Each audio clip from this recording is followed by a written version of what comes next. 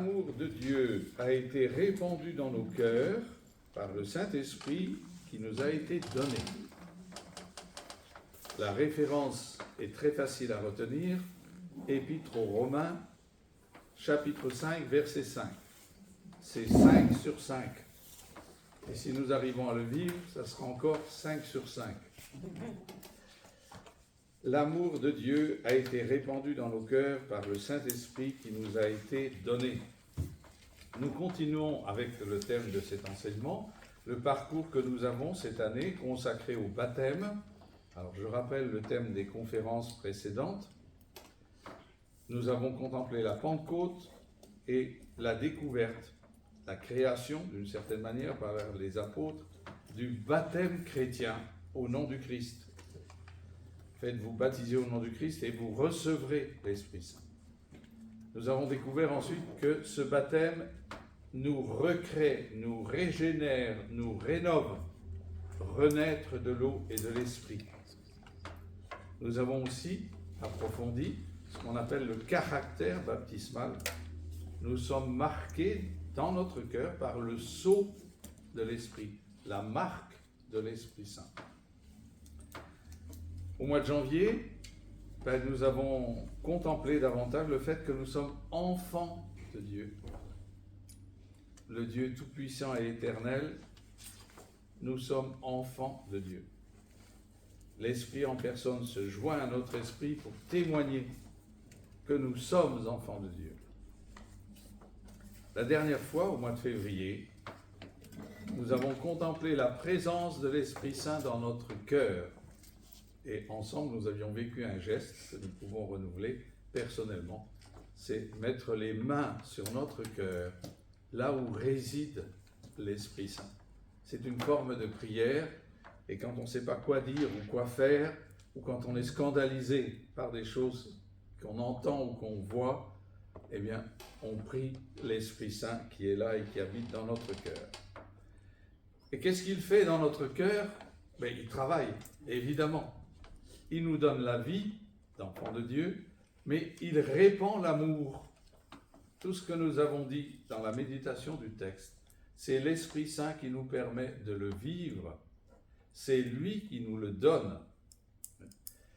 Et donc, avant de revenir sur le verset de l'Épître aux Romains, chapitre 5, verset 5, je pense qu'il est important de contempler ce qu'est l'Esprit Saint de toute éternité.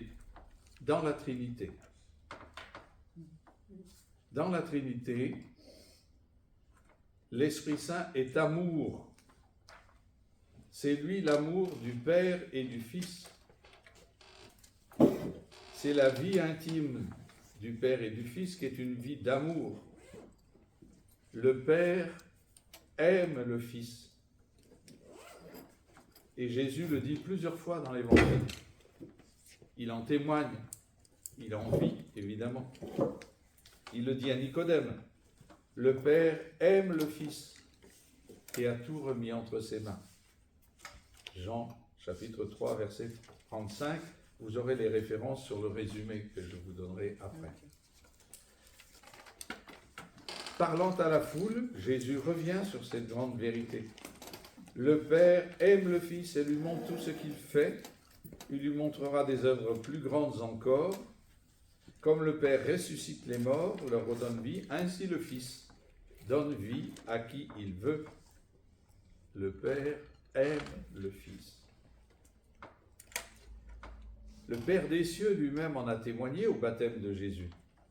Une voix venue des cieux disait « Celui-ci est mon Fils bien-aimé.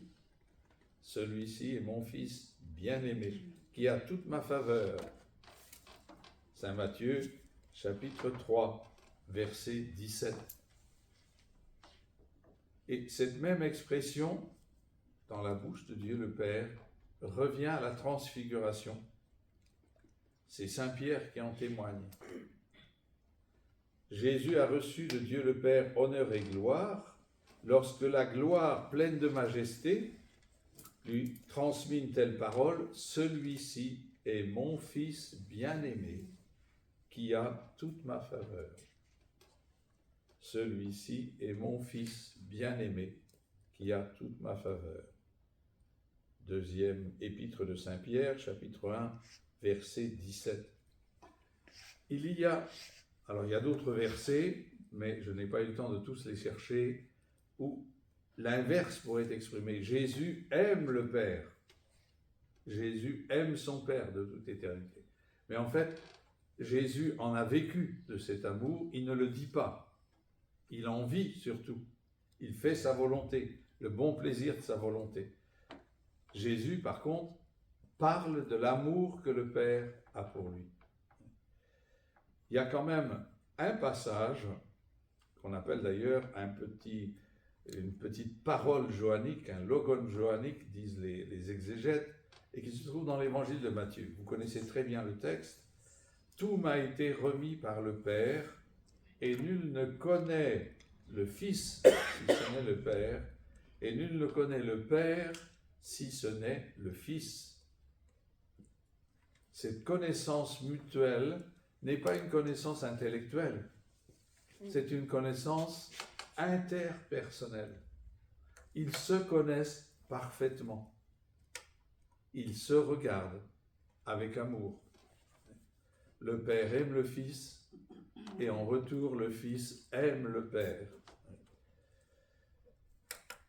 Tout m'a été remis par mon Père. Nul ne connaît le Fils si ce n'est le Père, et nul ne connaît le Père si ce n'est le Fils. Comment ça se fait que nous en parlons aujourd'hui? Le texte continue et nous l'explique. Nul ne connaît le Père si ce n'est le Fils, et celui à qui le Fils veut bien le révéler.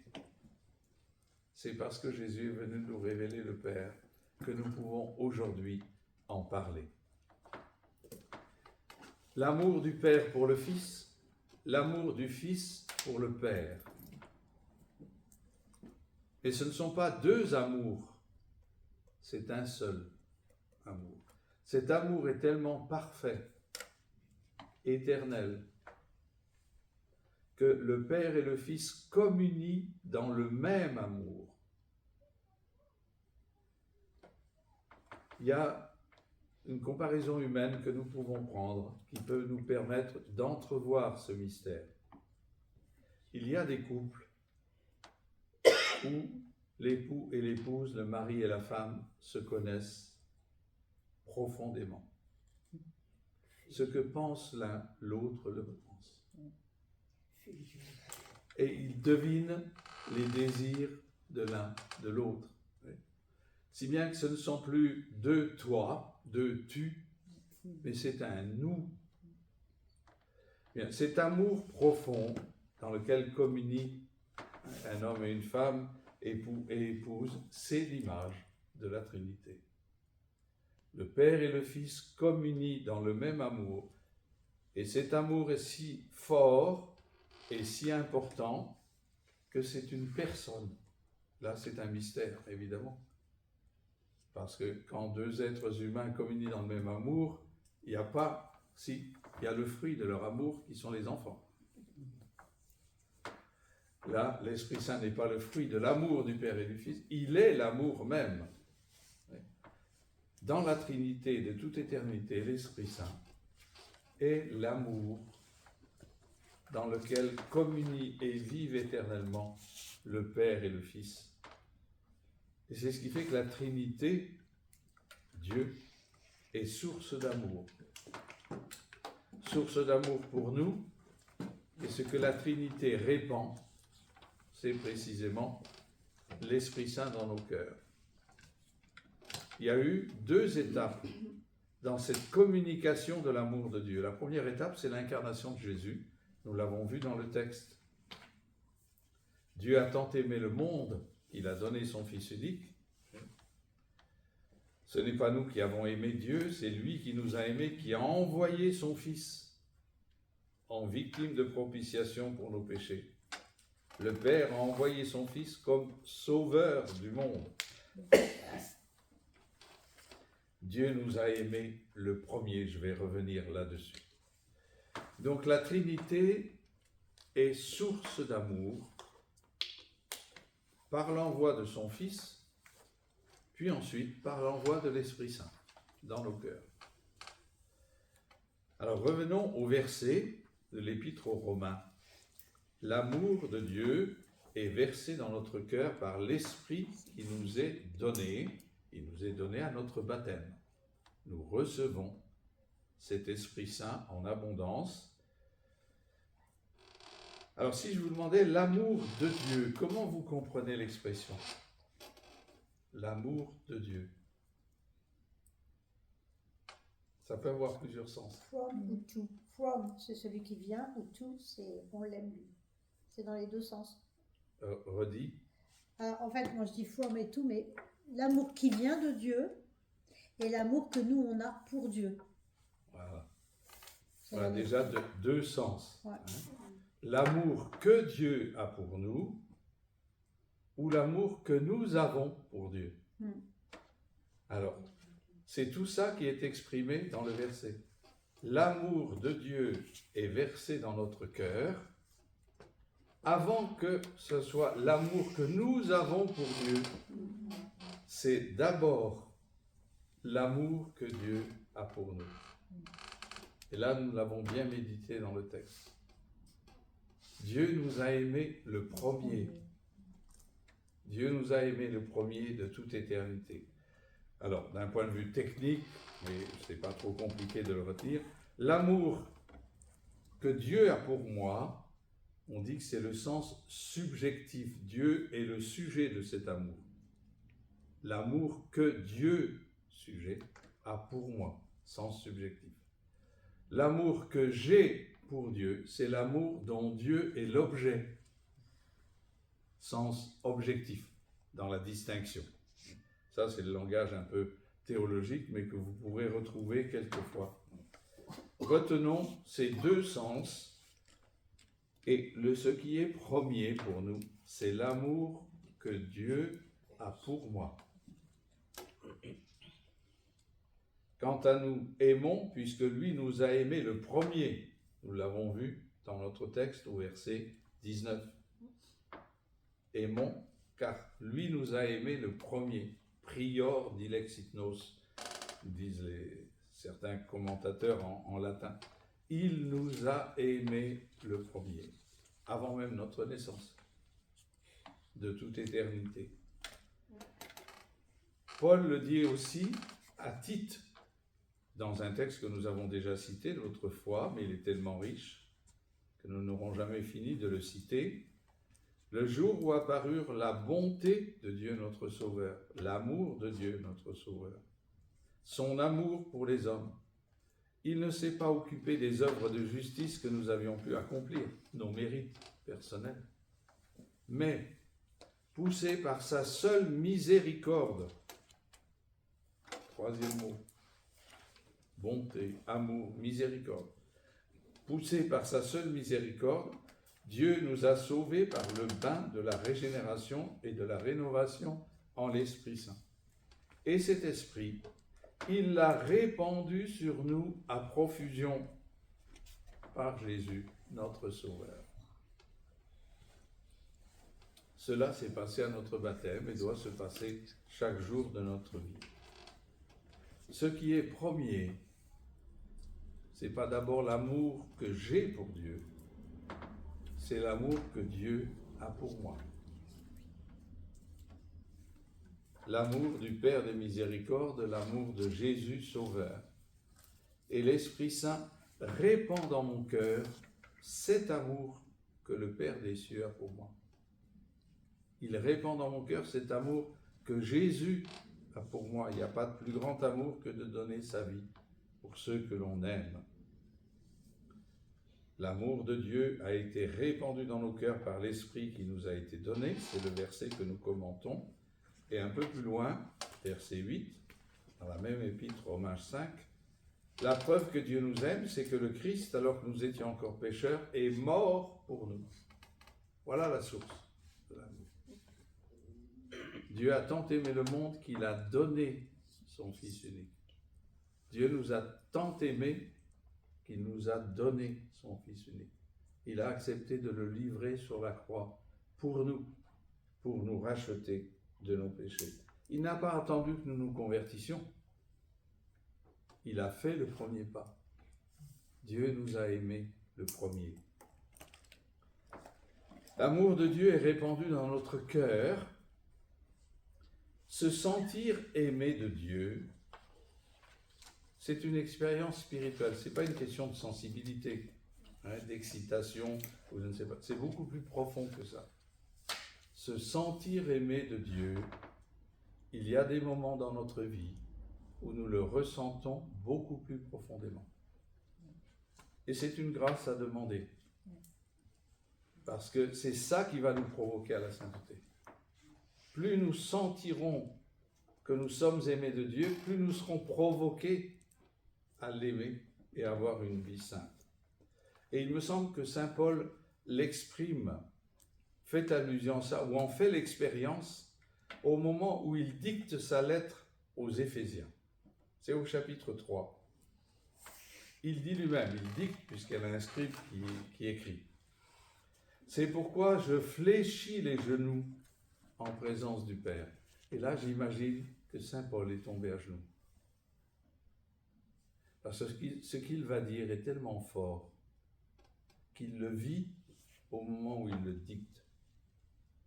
Je fléchis les genoux en présence du Père, de qui toute paternité au ciel et sur la terre tire son nom.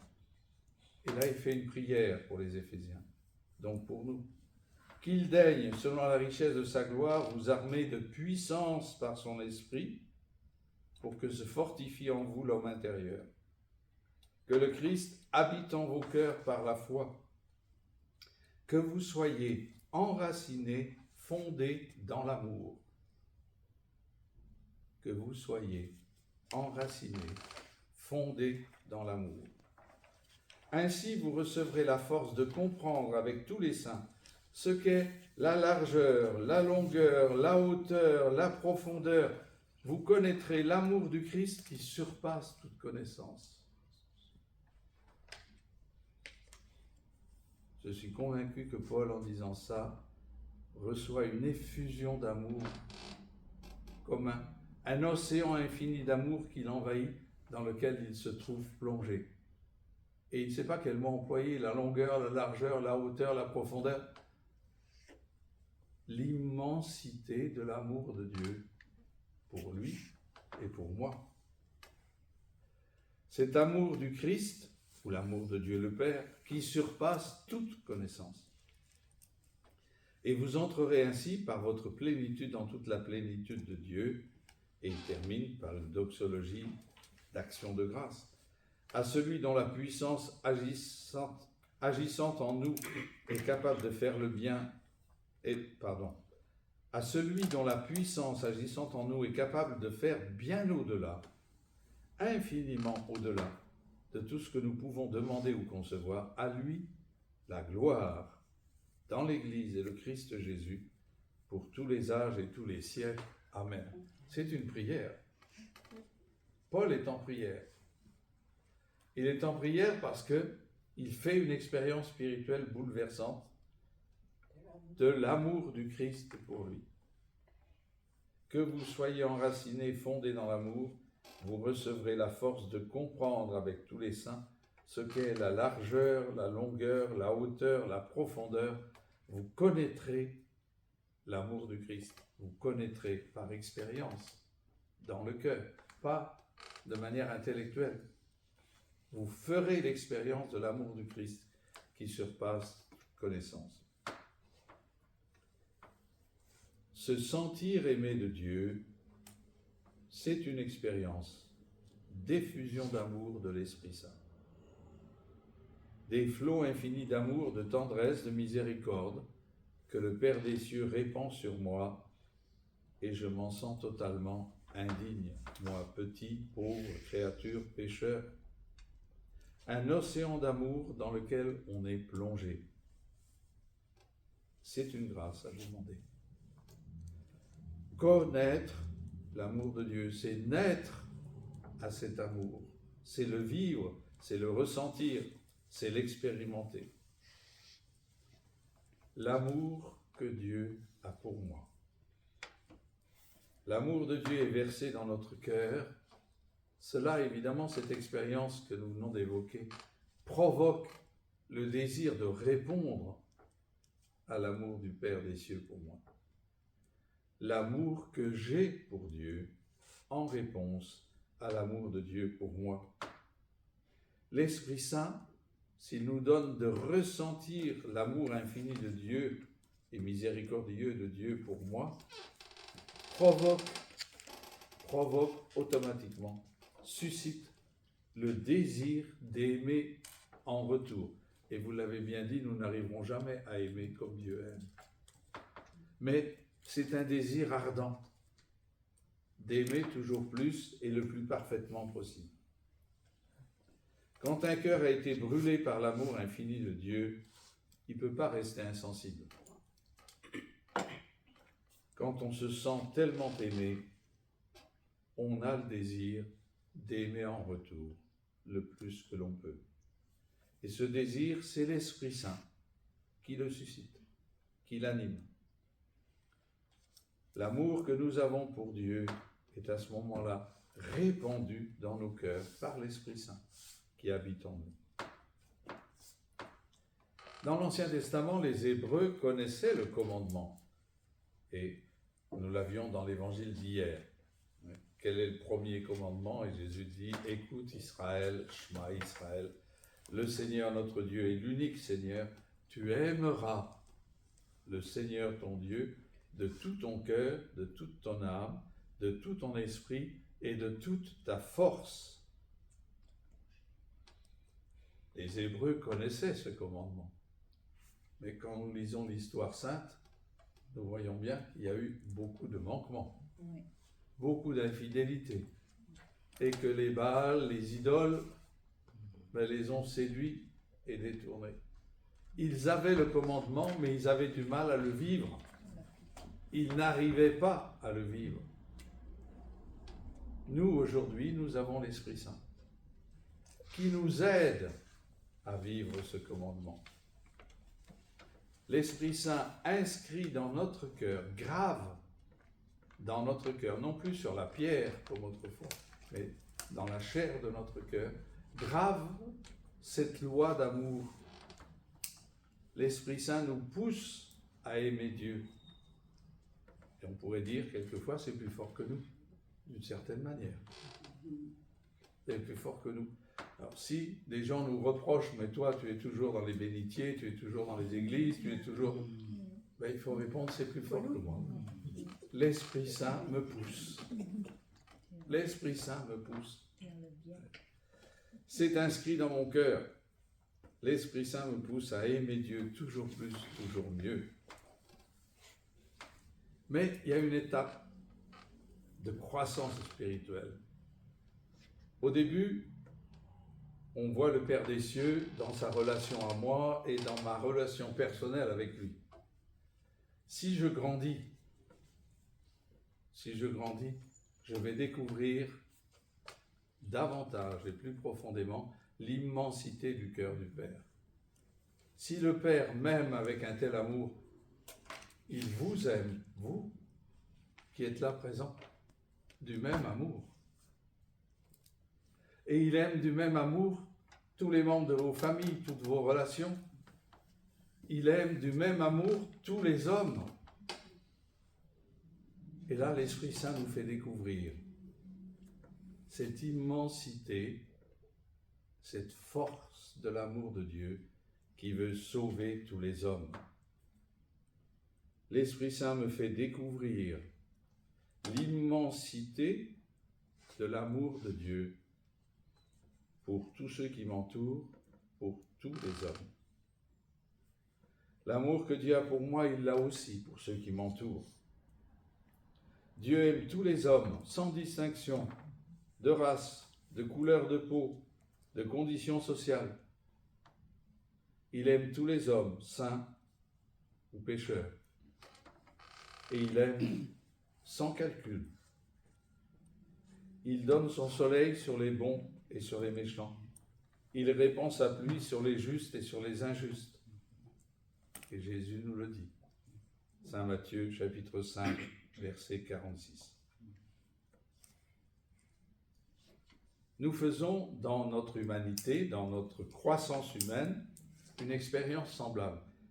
Quand on est enfant, eh ben, on a besoin du papa et de la maman pour soi. Et ben, on réclame que le papa et la maman soient attentifs. Quand on devient adolescent et qu'on grandit un peu plus, ben, on comprend que le papa et la maman s'occupent aussi des frères et sœurs, mais s'occupent également peut-être des pauvres, ont des relations humaines, que le cœur du papa et de la maman est aussi grand et large. Un jeune qui grandit découvre les préoccupations de son père, ou si c'est une fille, de sa maman, ce qui lui tient à cœur, ses projets, ses désirs. L'enfant, autrement dit, s'ouvre. Il était un peu égocentré au départ, et puis là, il s'ouvre. Il s'ouvre à la grandeur du cœur de son père ou de sa mère. Il en va ainsi dans notre vie chrétienne. Au début, quand on chemine dans la vie spirituelle, c'est Dieu et moi et Dieu, d'une certaine manière. Quand le cœur est comblé par cet amour, l'Esprit Saint nous fait découvrir, nous fait regarder les autres, avec le regard que le Père des cieux a sur eux. Découvrir que Dieu est amour pour tous les hommes. En grandissant dans la vie chrétienne, on découvre plus profondément le cœur de Dieu le Père, le cœur du Christ, son Fils. On découvre l'amour que le Père et le Christ portent sur mes frères et sœurs, sur mon prochain, sur tous les hommes. Dieu ne m'aime pas seulement moi, mais il aime tous les hommes. L'Esprit Saint me fait plonger dans le cœur de Dieu, océan d'amour infini. Et l'Esprit Saint verse dans mon cœur cet amour miséricordieux du Père pour tous ceux qui m'entourent, pour tous les hommes. L'Esprit Saint verse dans mon cœur l'amour miséricordieux du Père pour tous les hommes. Il verse dans mon cœur l'amour sauveur du Christ, rédempteur de tous les hommes. Dieu aime les saints dans le ciel, évidemment, qui le contemplent, la Vierge Marie, Saint Joseph, mon saint patron, tel ou tel saint que j'aime bien invoquer. Dieu aime les hommes pécheurs sur terre, même les plus criminels, parce qu'il veut les sauver. Et il ne désespère pas. Sainte Thérèse de l'Enfant Jésus l'a montré. Dieu aime les âmes du purgatoire, qui savent qu'elles sont sauvées, mais qui sont dans cette phase de purification avant de pouvoir contempler Dieu dans l'éternité. L'amour de Dieu pour tous les hommes est répandu dans mon cœur. Et évidemment, on sent que notre cœur se dilate, en quelque sorte. L'amour de charité pour les hommes, pour mon prochain, à ce moment-là, est répandu dans mon cœur. L'amour que Dieu éprouve pour tous ceux qui m'entourent, évidemment, me provoque, moi, à vivre le même amour que le Père des cieux a pour ceux qui m'entourent. L'Esprit Saint me pousse, et vous l'avez dit, à aimer les hommes comme Dieu les aime, du même amour. Ceux qui sont mon prochain, proches de moi, par la culture, la race, le rang social, le voisinage, ou ceux qui sont loin, par la culture, la race, le rang social, les migrants. Aimer son prochain, ça c'était le commandement de l'Ancien Testament.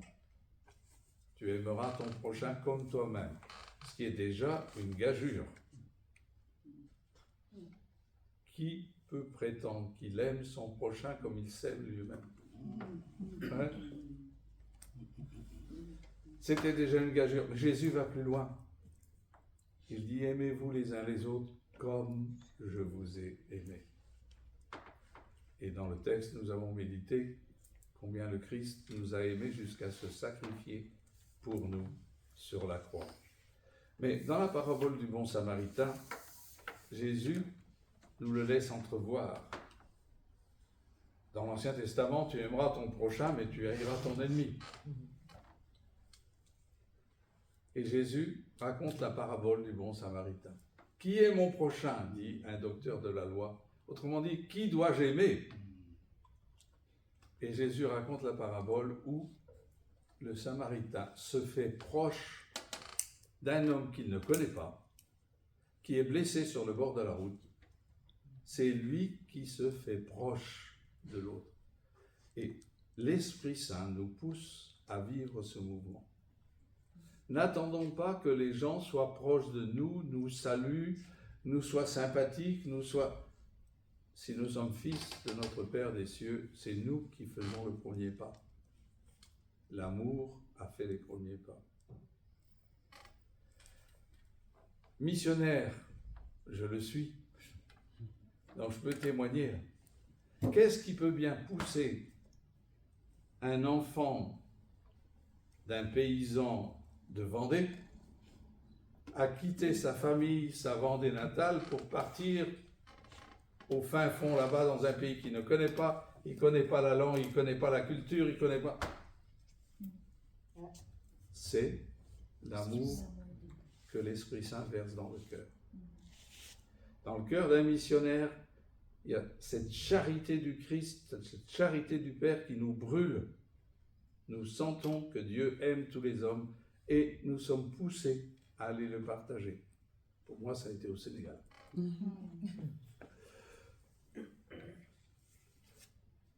Alors, je vais vous dire une petite chose, c'est pas une confidence. Quand des hommes voient des Africains le long de la rue, Africains ou Antillais, j'en sais rien, il y en a qui ne se sentent pas à l'aise et qui, ou bien passent sans même lever les yeux, sans regarder, ou quelquefois même, comme dans la parabole du bon samaritain, ils changent de trottoir. Parce que ces gens-là ne sont pas comme moi, sont pas... Eh bien moi, c'est plus fort que moi. Quand je vois des Africains ou des Antillais, je regarde et je les salue. Alors, d'où ça vient? C'est l'Esprit Saint qui met ça dans le cœur. Nous ressentons, je ressens l'amour que Dieu leur porte. Il veut les sauver. Dieu veut que tous les hommes soient sauvés et parviennent à la connaissance de la vérité. Partir ailleurs vers ceux qui sont loin, qui ne connaissent pas Jésus et qui ont droit à le connaître. La bonne nouvelle est pour eux. Être bon samaritain pour les blessés de la vie, c'est aussi l'Esprit Saint qui nous pousse là. Pour les pauvres autour de nous, les mal logés, ceux qui vivent dans la rue, ceux qui sont victimes des autres, ceux que je rencontre sur mon chemin, l'Esprit Saint nous pousse à nous faire proches, si nous en avons la possibilité, des blessés, des pauvres qui mendient, des clochards de la rue, des jeunes perdus qui se droguent, etc. C'est l'Esprit Saint qui a poussé Mère Teresa à s'occuper des vieillards qui mouraient dans les rues de Calcutta. C'est l'Esprit Saint qui a poussé l'abbé Pierre à lancer la collecte pour pouvoir nourrir ceux qui mouraient de froid dans les rues à l'hiver 1954. C'est l'Esprit Saint qui pousse des confrères spiritains aujourd'hui à s'occuper des enfants de la rue à Madagascar ou à Conakry en Guinée ou ailleurs. C'est l'Esprit Saint qui pousse certains éducateurs à Auteuil à accueillir des jeunes complètement paumés, à les prendre tels qu'ils sont pour leur redonner confiance et redonner sens à leur vie. Être bon samaritain pour les paumés, les blessés de la vie. L'Esprit Saint nous pousse. Et dans le cœur de certains, il verse davantage cet amour qui les pousse à des initiatives apostoliques. Autre élément, cet amour de charité pour les hommes qui nous pousse à pardonner. Nous avons dit dans le partage, c'est pas facile de pardonner. Pardonner à ceux qui nous ont offensés. Nous le demandons chaque fois que nous prions notre Père, nous le savons bien. Pardonne-nous nos offenses comme nous pardonnons aussi à ceux qui nous ont offensés. Évidemment, ça nous engage. Si nous refusons de pardonner, nous disons à Dieu aussi, tu es en droit de refuser de nous pardonner. Pardonne-nous nos offenses comme nous pardonnons. Nous sommes provoqués à vivre l'amour, à vivre le pardon que nous osons demander à Dieu. Pierre lui-même, vous connaissez cet épisode, entendant Jésus, dit « Mais Jésus, combien de fois dois-je pardonner ?» Jusqu'à 7 fois. Et il pensait à prendre une mesure bien pleine, là, bien tassée. Seigneur, combien de fois mon frère pourra-t-il pécher contre moi et devrais-je lui pardonner? Irai-je jusqu'à 7 fois? Et Jésus lui dit, je ne te dis pas jusqu'à 7 fois, mais jusqu'à 70 fois 7 fois. Autrement dit, toujours. C'est incalculable. On ne peut pas prendre un carnet là et puis aller jusqu'à 490. Matthieu chapitre 18, verset 21. Je ne te dis pas jusqu'à 7 fois, mais jusqu'à 70 fois 7 fois. Le pardon est difficile. Il faut le demander, c'est une grâce. Il faut regarder Jésus sur la croix. Quand, au moment le plus fort de ses souffrances, de son agonie, il va mourir, il prie son Père de pardonner à ses bourreaux. Père, pardonne-leur. Ils ne savent pas ce qu'ils font. Et quand nous avons de la difficulté à pardonner, c'est cette prière qu'il faut faire. Père, pardonne-lui. Elle ne sait pas. Il ne sait pas ce qu'il fait. Père, pardonne-leur. Ils ne savent pas ce qu'ils font. La force de l'amour miséricordieux qui excuse et qui ose demander à Dieu de pardonner. Force d'amour de Jésus sur la croix. Force d'amour qui lui est donnée par l'Esprit Saint. En plein cœur de ses souffrances atroces, au moment où il va mourir, où il s'appuie encore avec les quelques forces qui lui restent sur ses pieds pour pouvoir respirer, puisque le poids du corps et le fléchissement des forces fait qu'il s'affale et qu'il peut mourir d'asphyxie. En plein cœur de ses souffrances, il dit « Père, pardonne-leur, ils ne savent pas ce qu'ils font. » Et l'Esprit Saint donne cette force d'amour, de pardon à beaucoup de martyrs. C'est impressionnant. Nous connaissons le récit d'Étienne. Il tombe à genoux et il dit dans un grand cri, « Seigneur, ne leur impute pas ce péché. » C'est-à-dire, pardonne-leur. Ne leur tiens pas compte de ce péché où ils me font mourir. Et en disant cela, il s'endormit. Le Père Hamel, à Saint-Étienne du Rouvray, a dit cette même parole juste avant d'être égorgé, au pied de l'autel. Après avoir pratiqué une prière d'exorcisme, commandant à Satan de quitter le cœur de ses agresseurs, il dit « Père, pardonne-leur, ils ne savent pas ce qu'ils font. » La folie d'amour du pardon et les martyrs coptes d'Égypte qui avaient été arrêtés en Libye et qui ont été tués avec un simulacre un reportage odieux, d'une certaine manière, tous revêtus d'orange, mis à genoux et avec le fusil dans le dos. Oui, j'ai vu ça. Dans les actes de leur mort, il est raconté qu'ils ont tous pardonné à leur bourreau. La folie d'amour du pardon. Nelson Mandela, quand il est sorti de prison, il a été libéré, enfin, qu'il a pu retrouver la liberté, on lui a posé la question, il dit maintenant, est-ce que vous allez vous venger? Et il a répondu ceci, si je sors de prison avec le désir de me venger, non, je sors plus prisonnier que je ne l'étais dans la prison. Le désir de vengeance est comme un boulet qu'on traîne.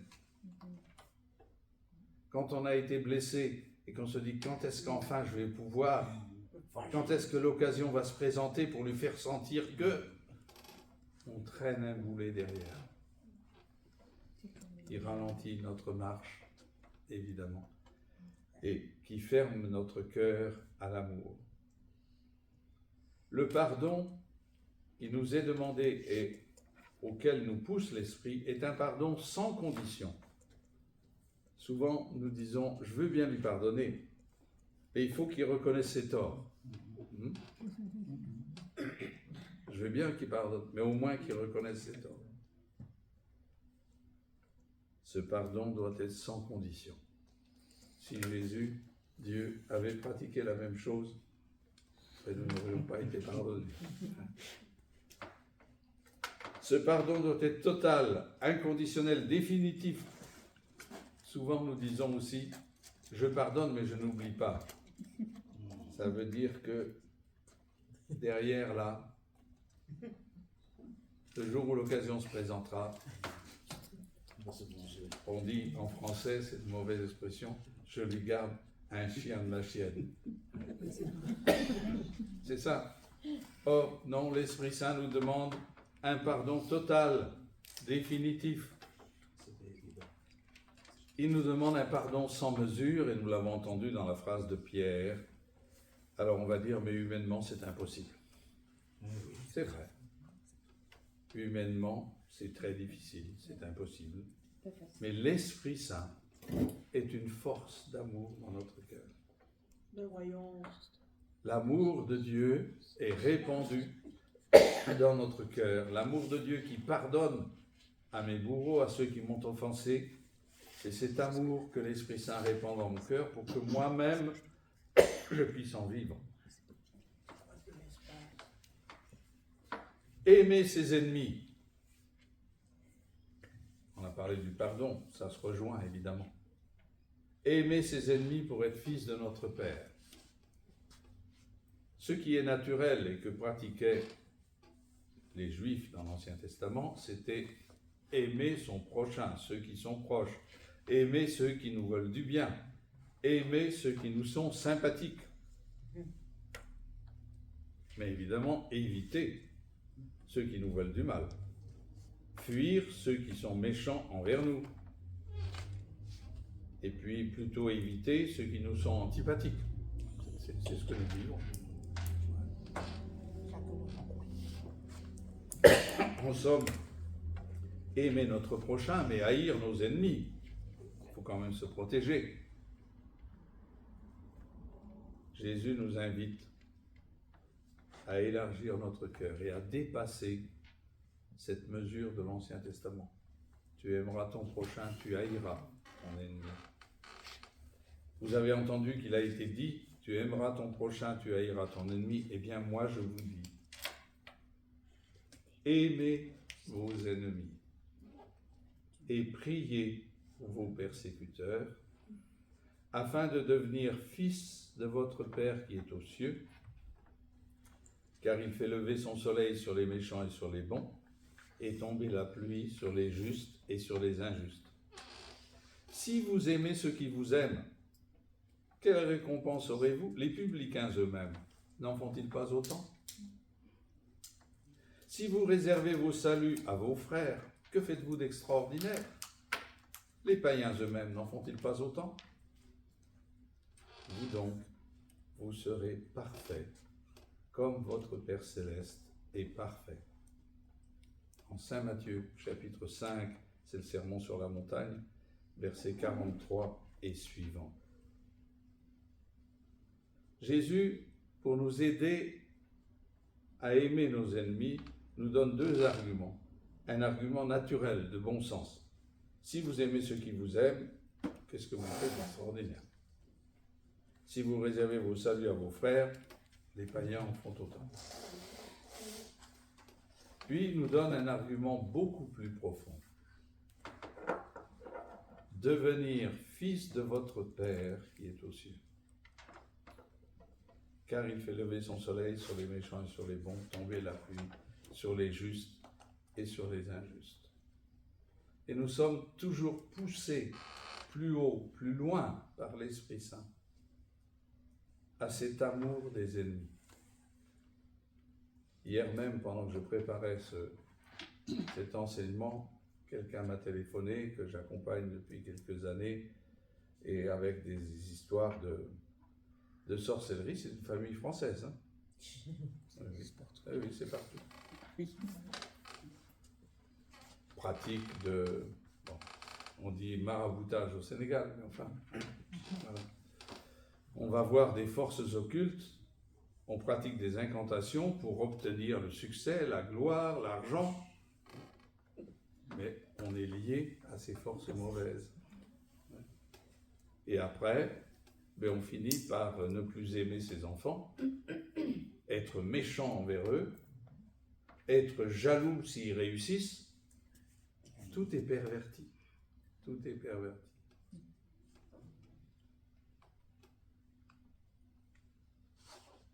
Aimer nos ennemis, ça nous semble irréaliste, illusoire, hein? Impossible. Comment aimer nos ennemis, ceux qui nous veulent du mal? Alors, il y a une précision qui est importante sur le plan du discernement.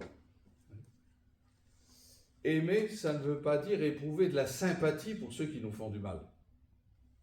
La sympathie, c'est de l'ordre de la sensibilité naturelle. Et des gens qui nous ont fait du mal pendant des années et des années, la réaction de la sensibilité, c'est le refus, c'est la révolte, c'est l'antipathie. Ça, c'est de l'ordre naturel. Ça n'est pas ça que Jésus nous demande, faire que cette antipathie devienne sympathie. Aimer, c'est vouloir le bien, la bienveillance. Aimer, c'est vouloir le bien de ceux qui nous ont fait du mal ou qui continuent peut-être de nous faire du mal. Vouloir le bien, mais négativement, c'est déjà refuser de se venger, ne pas se réjouir des malheurs de l'autre, de ses échecs, parce qu'il y a toujours cette tentation-là. S'il leur arrive un malheur, c'est bien fait pour eux. Aimer son ennemi, vouloir son bien, c'est refuser cette espèce de voix qui vient du mauvais. On ne se réjouit pas du malheur des autres. Aimer son ennemi, vouloir son bien positivement, c'est évidemment prier pour lui. C'est dire du bien de l'autre, et oui, de son ennemi. Il n'est pas que mauvais. Il y a au moins 5% de bon dans son cœur. C'est vouloir le bien, dire du bien de lui et l'aider si nous en avons l'occasion. Alors ça, c'est pas toujours facile. L'Esprit Saint est là dans notre cœur et qui va nous dire, mais ne pense pas seulement à toi et ta réaction et tout ce que l'autre a fait pour toi. Comment le Père des cieux voit-il ton ennemi? Quel regard le Père des cieux porte-t-il sur lui? Quel est le désir du cœur du Père pour ton ennemi? Le désir du cœur de Dieu, c'est certainement pas qu'il reste dans le mal. C'est qu'il soit délivré. Et nous pouvons prier dans ce sens. nous pouvons demander à Dieu, délivre-nous du mal, délivre-le du mal, du mauvais. S'il est enchaîné depuis des années et des années dans la méchanceté, dans la vengeance, délivre-le du mal, délivre-le du mauvais. Vouloir réellement, profondément dans son cœur le bien pour ceux qui nous ont fait du mal. C'est ce que Jésus a vécu sur la croix. Et on peut aimer en vérité, sincèrement, profondément, quelqu'un qui nous est antipathique. La sensibilité va dans un sens et notre volonté, notre cœur va dans l'autre sens. Ça, c'est crucifiant. Nous ne sommes pas maîtres de la réaction de notre sensibilité. Mais nous pouvons consentir à la réaction de la sensibilité, nous conformer à ce que nous ressentons, ou au contraire, nous tourner vers le Père des cieux et être enfants de Dieu et aimer comme lui. Dans des situations de conflit, où l'on pense être victime de haine durable, de mauvais sorts, de sortilèges, de maléfices, la première réaction, c'est que faut-il en penser? Est-ce que c'est vrai? Que dois-je faire? Éviter, fuir, me protéger, protéger ma famille? C'est vrai que c'est la première réaction normale et naturelle. Mais il faut se tourner dans la prière vers le Père des cieux. Père, comment vois-tu la personne qui me fait du mal? Que désires-tu pour elle? Communier dans la prière, ça c'est l'Esprit Saint qui le donne. Communier dans la prière à la volonté du Père, qui est une volonté de miséricorde, de bienveillance, de bonté. Communier à sa volonté d'amour qui veut sauver, qui veut délivrer des chaînes du mauvais, qui veut délivrer de la prison de la méchanceté. Rejoindre l'amour du Père des miséricordes, aimer comme lui. Prier que cette personne soit délivrée du mal et du mauvais, mais en même temps, continuer de l'aimer, de vouloir son bien et son salut. L'amour de Dieu est versé dans notre cœur par l'Esprit Saint qui nous est donné. C'est tout ça. Cette force d'amour qui va jusqu'au pardon et jusqu'à l'amour des ennemis. Autre texte que nous pouvons citer, le fruit de l'esprit est charité. Nous connaissons bien ce passage de l'épître aux Galates, chapitre 5, verset 5. Nous n'aurons jamais fini d'y revenir à ce passage-là. Le fruit de l'esprit est charité. L'Esprit Saint fait fructifier dans le cœur d'un baptisé l'amour. Et un amour de charité, pas l'amour de sensibilité, pas l'amour passionnel, l'amour profond qui vient de la volonté. Nous l'avons dit dans le partage, grâce au texte que nous avons médité ce matin. L'amour des frères, l'amour des autres fait partie de notre ADN chrétien. Nous ne pouvons pas être chrétiens si nous ne le vivons pas. Nous l'avons entendu dans le texte. Jésus nous dit que c'est à ce signe qu'on nous reconnaîtra comme chrétiens. Je vous donne un commandement nouveau. Vous aimez les uns les autres comme je vous ai aimé. Aimez-vous les uns les autres. À ceci, tous reconnaîtront que vous êtes mes disciples si vous avez de l'amour les uns pour les autres. Et à plus forte raison dans une fraternité. Excusez, une petite irritation.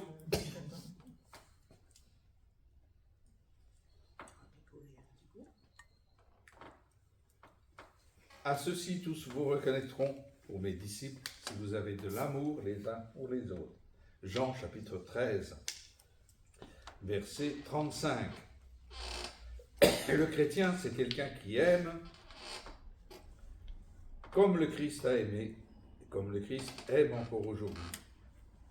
Nous avons souligné plusieurs fois, excusez, que les musulmans sont très attirés par cet amour du Christ dans l'Évangile. Et sans doute par l'amour des chrétiens. L'amour est essentiel dans nos vies chrétiennes. Nous l'avons lu et médité. Quiconque aime est né de Dieu et connaît Dieu. Celui qui n'aime pas n'a pas connu Dieu, car Dieu est amour. La logique de l'amour est assez étonnante dans le texte.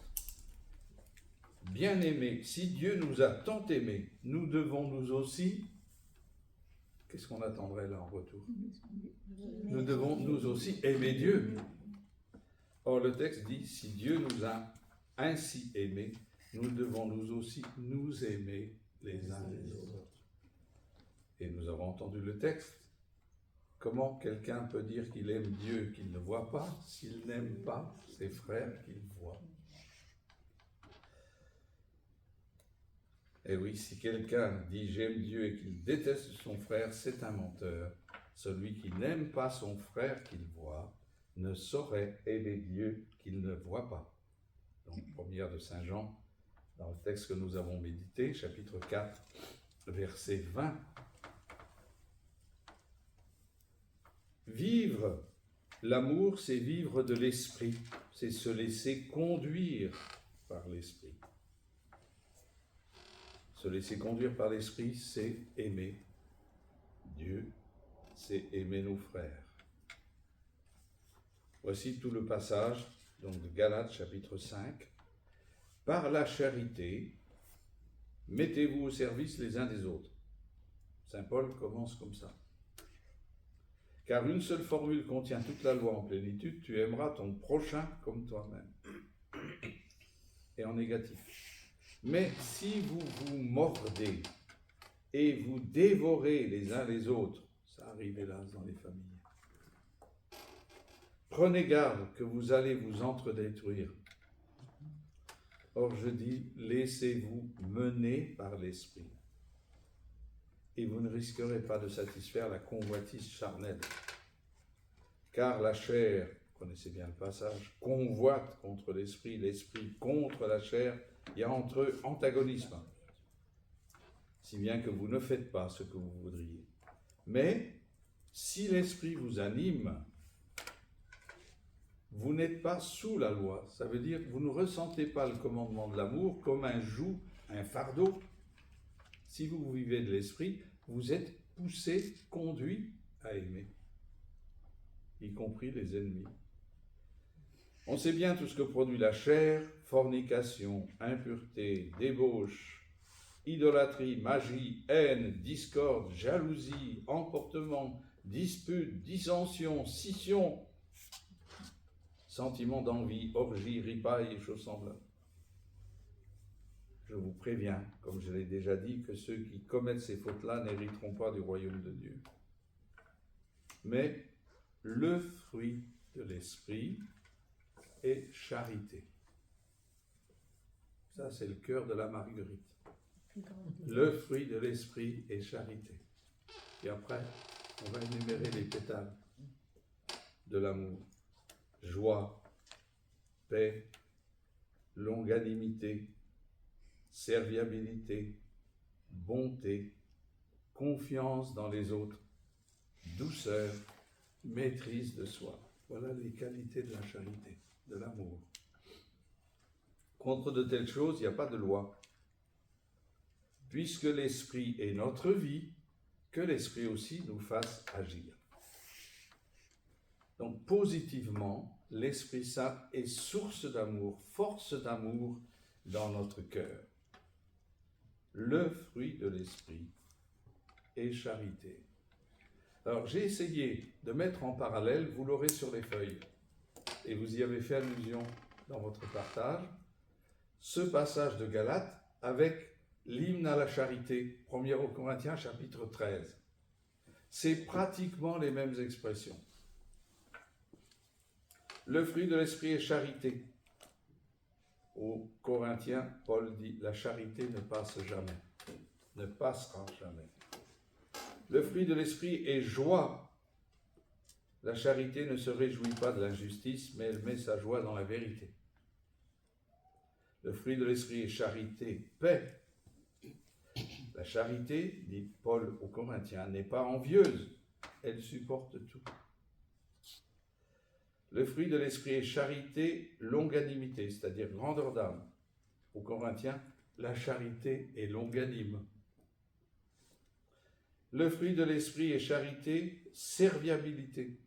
Aux Corinthiens, il dit, la charité est serviable. Le fruit de l'esprit est bonté. Aux Corinthiens, il dit, la charité ne fait rien d'inconvenant. Le fruit de l'esprit est charité, confiance dans les autres. Aux Corinthiens, il dit, la charité excuse tout, croit tout, espère tout. Le fruit de l'esprit est charité, douceur. Aux Corinthiens, il dit, la charité ne s'irrite pas. Le fruit de l'esprit est charité, maîtrise de soi. Aux Corinthiens, il dit, la charité ne fanfaronne pas, elle ne se gonfle pas d'orgueil. C'est vraiment deux passages parallèles. Le fruit de l'esprit est charité. C'est le cœur et l'essentiel de ce que réalise l'Esprit Saint dans notre cœur. Et vous avez fait allusion aussi à ce que dit Paul dans la première aux Corinthiens chapitre 13. La charité est plus importante que les dons, que les charismes qu'on peut exercer. On peut avoir les charismes de prophétie, de dons de science, de miracles, que sais-je, de science. Si je n'ai pas la charité, je suis un tambour qui résonne, un airain qui sonne. Quand j'aurai le don de prophétie, je connaîtrai tous les mystères et toute la science. Quand j'aurai la plénitude de la foi, une fois transporté la montagne, si je n'ai pas la charité, je ne suis rien. Quand je parlerai les langues des hommes et des anges, si je n'ai pas la charité, je ne suis plus qu'un airain qui sonne ou une cymbale qui retentit. Quand je distribuerai tous mes biens en aumône, quand je livrerai mon corps aux flammes, si je n'ai pas la charité, cela ne me sert de rien. C'est assez étonnant parce que si on distribue ses biens en aumône, c'est bien par charité quand même. C'est pas par calcul. Pour échapper aux impôts, peut-être. Par morale, ça peut être. Oui. Quand je livrerai mon corps aux flammes, si je n'ai pas la charité, cela ne me sert de rien.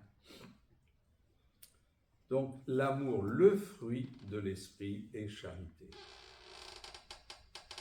Ça, c'est positif. Négativement, comment vivre de l'esprit de charité? Il faut évidemment refuser, saint Paul l'énumère, tout ce qui vient de la chair. Alors, la chair, c'est pas simplement, nous l'avons dit, c'est pas le corps en tant que tel. Car dans les péchés de la chair qu'énumère Paul, voici la liste. Bien sûr, il y a les péchés du corps, fornication, impureté, débauche. Mais après, tout ce qui suit, c'est les péchés de l'esprit. Idolâtrie, magie. Puis, péché contre la charité. Haine, discorde, jalousie, emportement, dispute, dissension, scission. Et manquement à la charité. Il y en a beaucoup plus, on ne pense.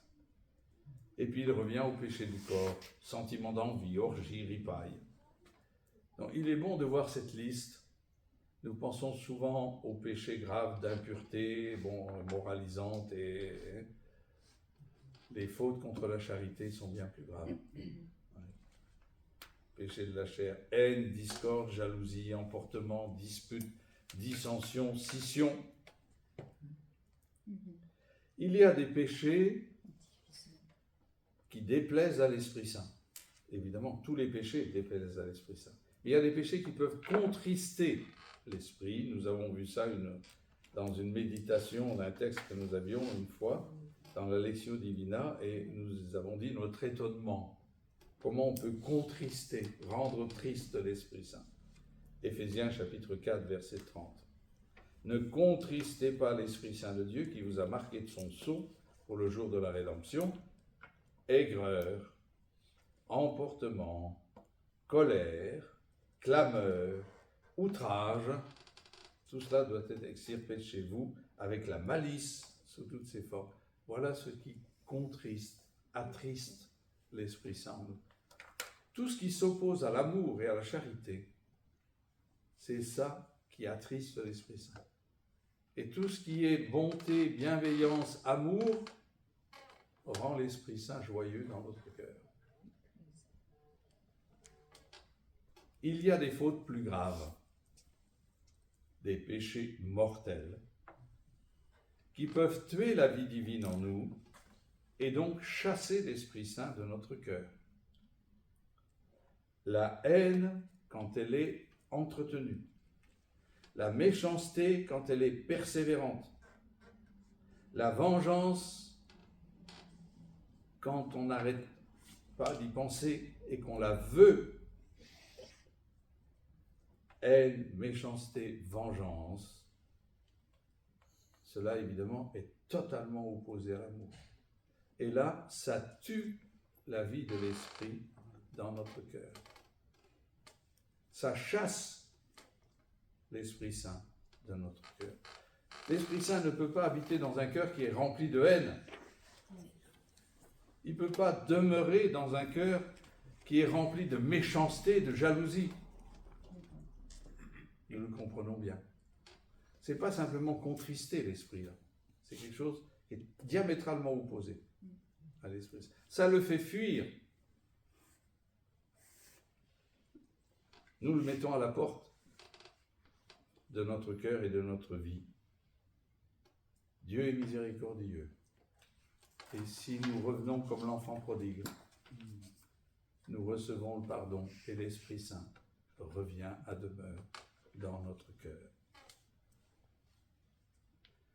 Pour vivre de charité, laissons-nous conduire par l'Esprit, et je termine par là. La vie chrétienne, c'est pas d'abord obéir aux commandements. Les commandements, c'est comme les poteaux indicateurs qu'on trouve le long d'une route. Les poteaux indicateurs, les balustrades pour les ponts, c'est nécessaire, sinon on tombe dans le vide ou bien on va dans le fossé. On se trompe. Les commandements balisent la route. Mais ce n'est pas les poteaux indicateurs qui font avancer la voiture. Il faut bien l'énergie du carburant, ou l'énergie électrique, ou l'énergie solaire. Il en va ainsi dans notre vie chrétienne. Les commandements sont nécessaires pour baliser notre route, mais ce qui nous fait avancer, ce qui nous fait vivre, c'est l'Esprit Saint. L'objectif de la vie chrétienne, ce n'est pas d'abord d'obéir aux commandements. L'objectif de la vie chrétienne, c'est se laisser conduire par l'Esprit Saint. Et saint Paul le dit dans ce passage que nous avons approfondi, Galates chapitre 5, au verset 16. « Laissez-vous conduire par l'Esprit » et au verset 25, « Puisque l'Esprit est notre vie, que l'Esprit aussi nous fasse agir. » Amen. Amen. Donne-nous la charité pour aimer en vérité. Viens, Esprit Saint, nous brûler de ton feu. Nous accueillons ta clarté pour grandir en liberté. Viens, Esprit Saint, viens transformer nos vies. Esprit de lumière, Esprit créateur, restaure en nous la joie, le feu, l'espérance. Anime nos âmes, ranime nos cœurs, pour témoigner de ton amour immense. On fait passer les feuilles. Nous avons